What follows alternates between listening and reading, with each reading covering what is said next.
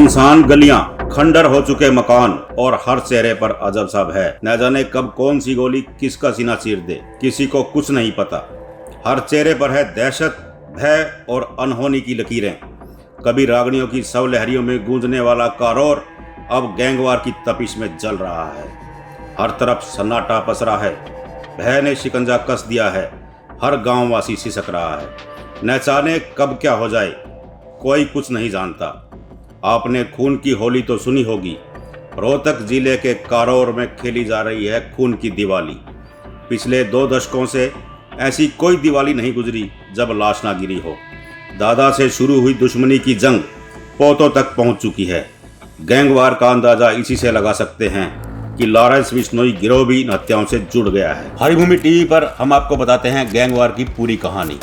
कहां से शुरू हुआ हत्याओं का सिलसिला और कहां आ पहुंची है दुश्मनी की जंग। गैंगवार की बात करें तो गांव में 2 गैंग हैं, छाजूराम गैंग और अनिल चिप्पी गैंग।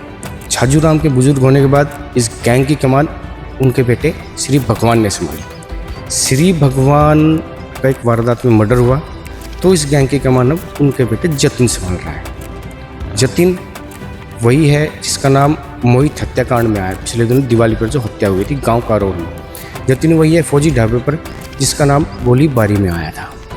दूसरे गैंग की बात करें तो दूसरे नाम अनिल चिप्पी गैंग। अनिल चिप्पी है रामे का बेटा। स्टार्टिंग में जो गैंगवार हुई थी, रामे कमान संभाल रहा था गैंग की। रामे, रमेश, अम्बू, इनकी हत्याओं के बाद इस गैंग की कमान पूरी तरह अनिल चिप्पी के हाथ में आ गई। अब पूरा गैंग अनिल चिप्पी ही चला रहा है। अनिल चिप्पी फिलहाल जेल में है।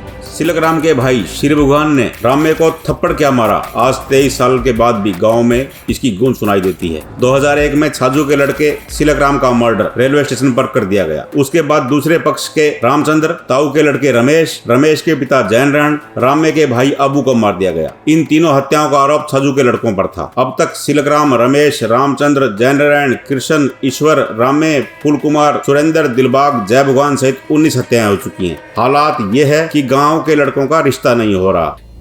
2001 से अब तक हुई 19 हत्याओं का गवाह है गांव कारोर का ये शमशान घाट। इस शमशान घाट की तपिश ठंडी होने का नाम नहीं ले रही।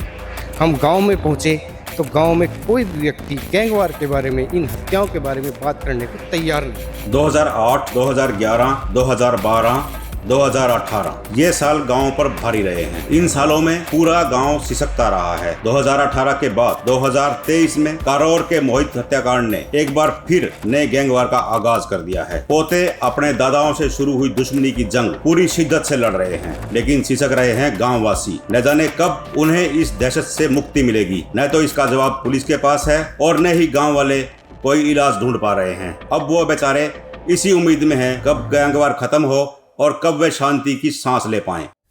गांव कारोर के दर्द का अंदाजा आप इसी बात से लगा सकते हैं।